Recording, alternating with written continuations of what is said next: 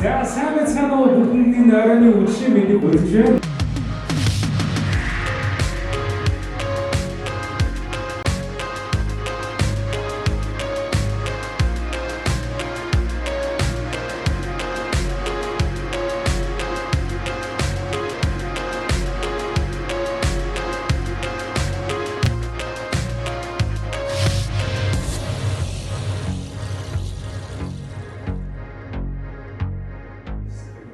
Улаан сарын дотор энэ биелэлээ олоод өнөөдөр бүр стартапууд нийлсээд ингээд маргаашнаас дөрвөлж байгаа гэхэд бэлэн болсон байна гэдэг нь их том амжилт.